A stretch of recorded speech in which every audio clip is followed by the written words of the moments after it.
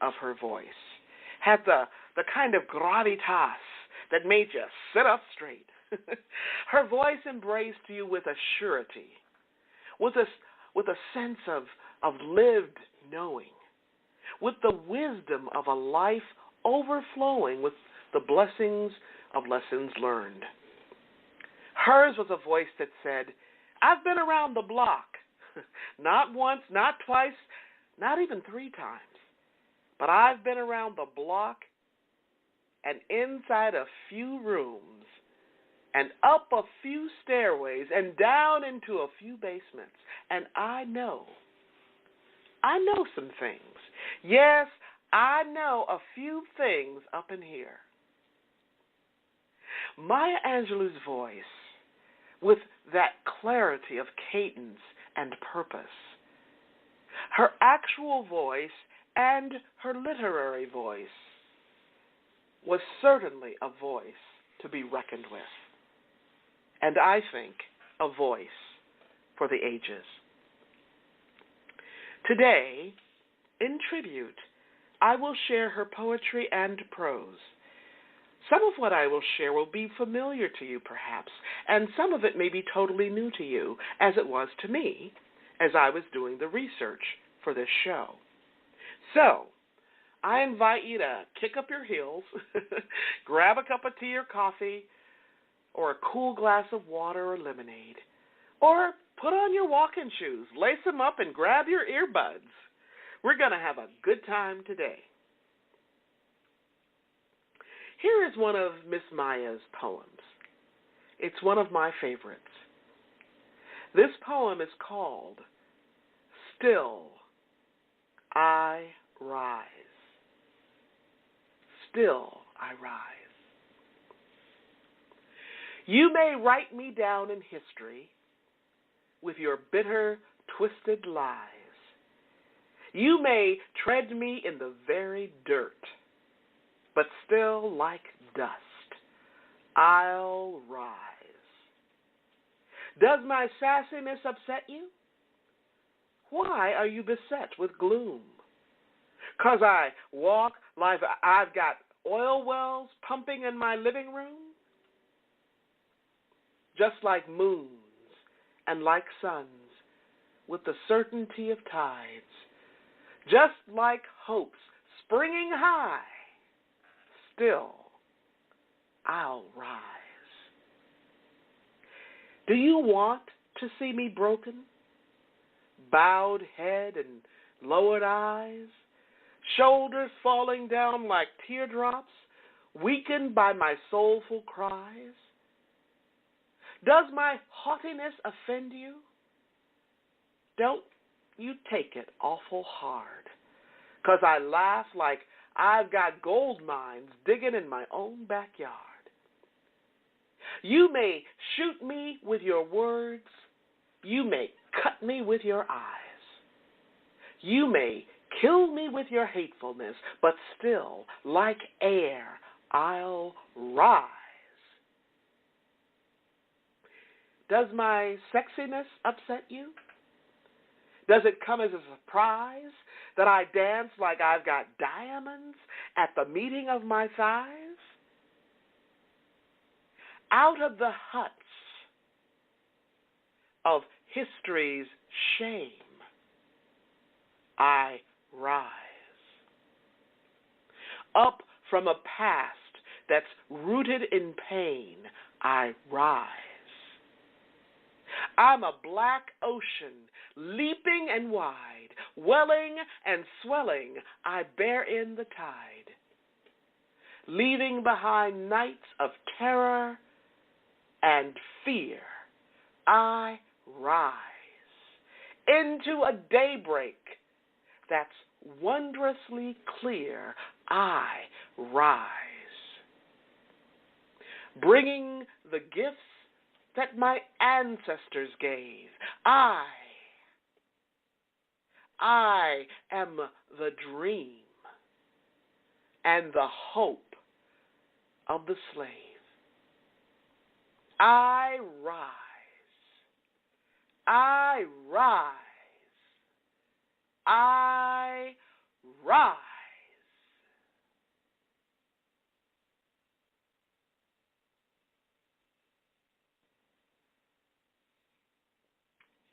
there are so many reasons. So many reasons. I just love that poem.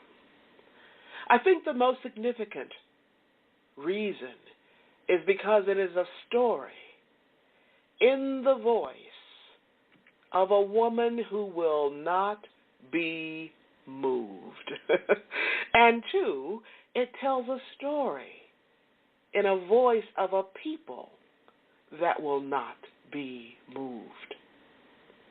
A story of a people who will not give in. A story about a people who will not give up, who will not be defined by somebody else's definition of who they ought to be.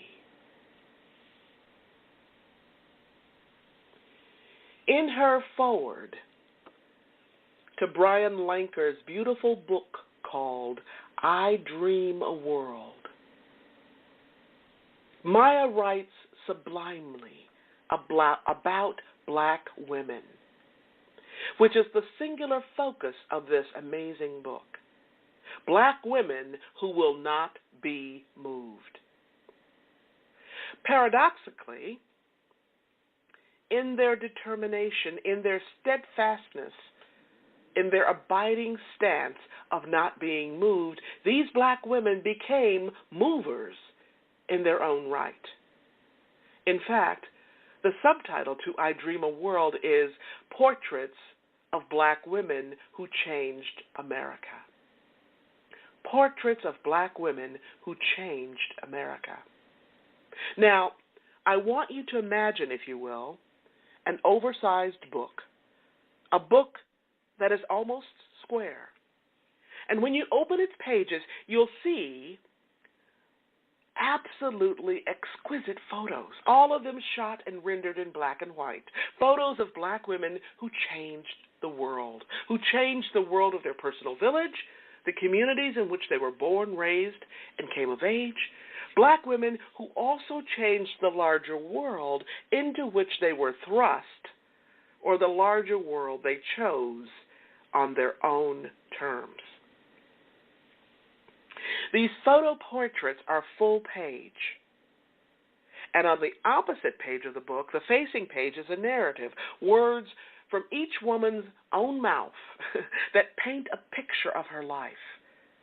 Words that paint a picture of her work, her family, her struggles, her loves, her hopes, her dreams, her joys, her dealing with barriers and obstacles, and ultimately words that paint a vivid picture of her victories and triumphs. Now, this book was published in 1989.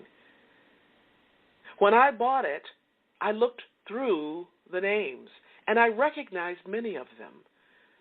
Some I became familiar with only after reading the narratives and looking into the eyes, into the life, into the eyes of the woman who looked back at me from those pages. Even now, I continue to be inspired by the amazing women in this book and their lives. You will surely recognize some of the names of the women in this book. Names of actors and athletes, names of singers and civil rights leaders, names of politicians and political activists, names that have become part of the larger history of America. Rosa Parks, Coretta Scott King, Lena Horne, Shirley Chisholm, Fannie Lou Hamer, Alice Walker, Angela Davis, Toni Morrison, Leontine Price, Marian Anderson, Myrlie Evers, Barbara Jordan, Odetta, Ruby Dee, Gwendolyn Brooks. Now, some names you may not recognize, and yet these women changed the game. They changed the game within their spheres of influence, and sometimes far beyond. Sonia Sanchez, Catherine Dunham, Eva Jesse, Jonetta Cole, B. Richards, Ernestine Anderson, Willie Mae Ford Smith, Betty Shabazz, Wilma Rudolph,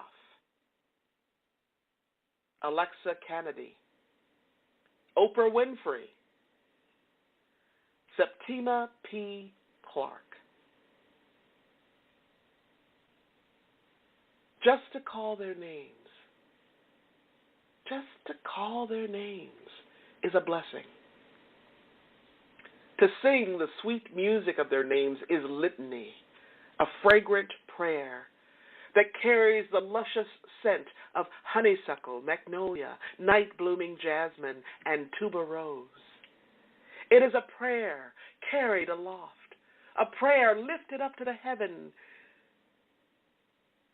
carried on the wings of raven, eagle, and dove. It is a holiness lifted up in rooms filled with the sweet remembrance of breaking bread together, shouting, wailing, calling on the name of Jesus, and falling down on our knees.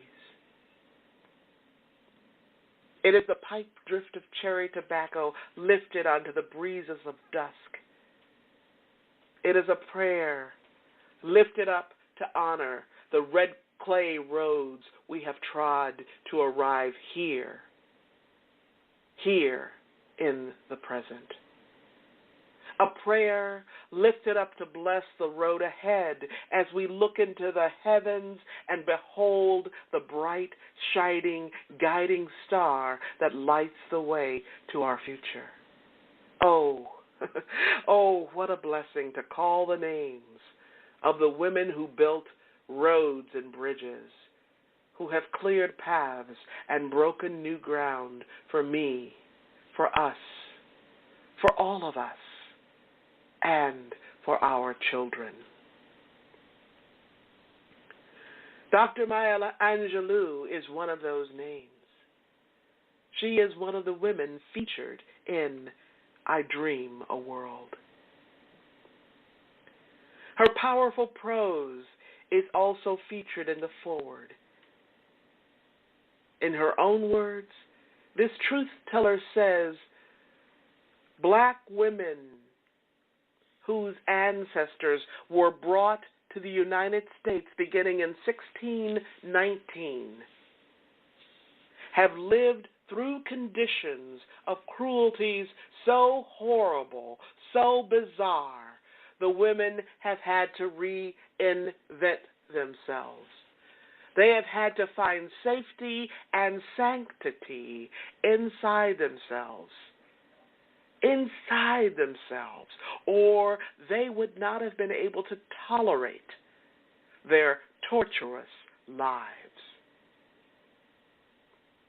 They had to learn to be self-forgiving quickly, for often their exterior exploits were at odds with their interior beliefs. Still, they had to survive as wholly and as healthily as possible in an infectious and sick climate. Angelou goes on to say, lives lived in such cauldrons